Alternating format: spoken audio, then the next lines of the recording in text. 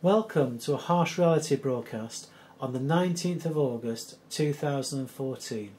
The title of this presentation is called Central Bank Smoke and Mirrors Have Run Their Course. Now, I'll be the first to admit I'm no romantic. I know that there was always problems with the money supply. There was always boom and busts, but they were manageable. I believe today the expansion of the money supply is not manageable. Governments in Western countries have over-leveraged significantly, and I'll try and explain this as I go through the video. Back in 1913, the Federal Central Bank was created. It was licensed to lend money into existence. Now, not many people know this, but there is absolutely nothing federal about the central bank. It's private, owned by stockholders. In 1944, there was the Bretton Woods Agreement, and this resulted in the dollar being the world's reserve currency. And the dollar was redeemable for gold at $35 per ounce. However, nothing in the Bretton Woods Agreement prevented the expansion of the dollar. The gold backing behind each dollar steadily declined until there was not enough gold to back up all of the dollars. The French became suspicious that the US would not be able to convert the excess dollars into gold. They redeemed their dollars into gold, and this depleted the gold stocks alarmingly. On the 15th of August 1971, Richard Nixon, who was then the US President, ended the convertibility of dollars into gold. Note, governments tend to change the rules in a crisis. It was about this time when Richard Nixon was trying to fund the Vietnam War, and this was restricted by having a gold standard. Effectively, by taking the dollar off the gold standard, the dollar became a fiat currency. The ending of the gold standard was a sea change as far as I was concerned, because there was no physical limit to prevent the expansion of the dollar. Remember that the Bretton Woods Agreement ensured a convertibility of $35 to an ounce of gold. However, gold is finite, and there would have come a time when the US could not have simply created more dollars under the agreements. Okay, this is the reason why I am so worried.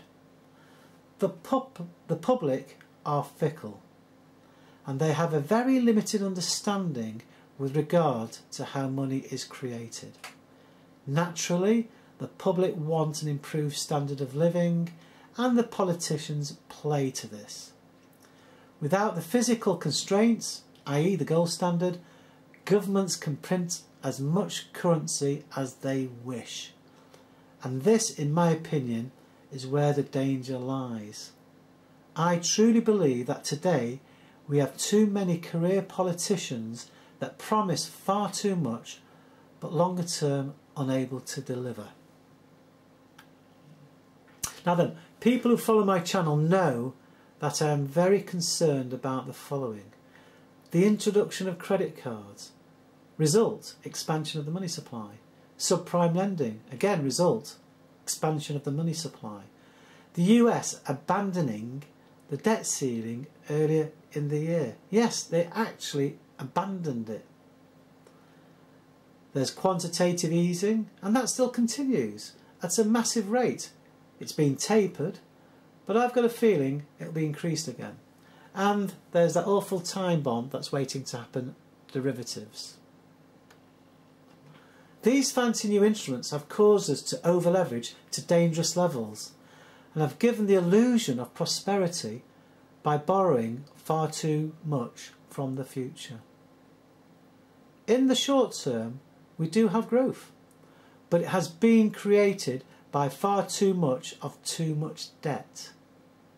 We are truly in uncharted territory.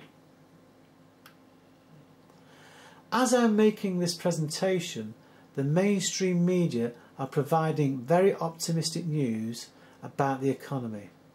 In my opinion, the reality is the polar opposite.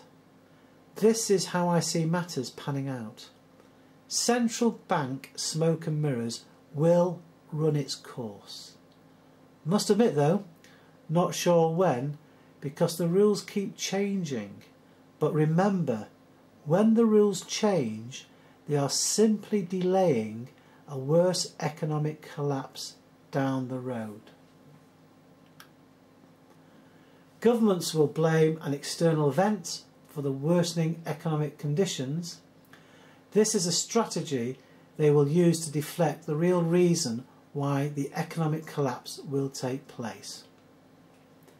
A more draconian government will become established to control civil unrest. Monies will be taken from the public, i.e. bank bail-ins, and I'm sure there'll be other fancy instruments to confiscate our wealth. Now then, I don't know if many people know Leonard Cohen, but he has a very good handle on life, and I've put the title here, Everybody Knows the Deal is Rotten. And it is, and unfortunately throughout history nothing really changes. And I want you to listen to this song, because I'm afraid, as far as I'm concerned, we are moving back to what I call Victorian Britain, where you're going to have the elite, which are the gentry, and the peasants.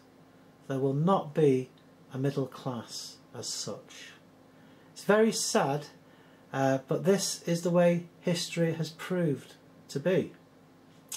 I'm going to play part of this song and just see what you think. But I am not optimistic about the future at all.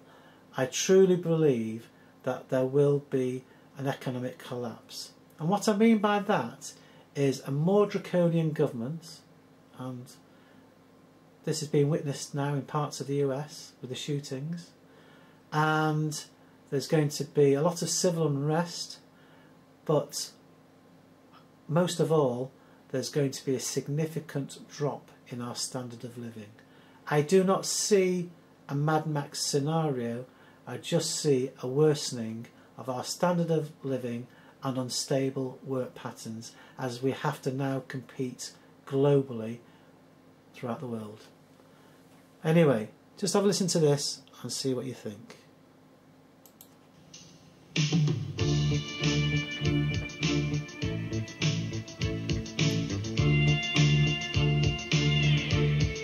Everybody knows that the dice are loaded. Everybody rolls with their fingers crossed. Everybody knows the war is over. Everybody knows that the good guys lost. Everybody knows the fight was fixed. The poor stay poor, the rich get rich. That's how it goes.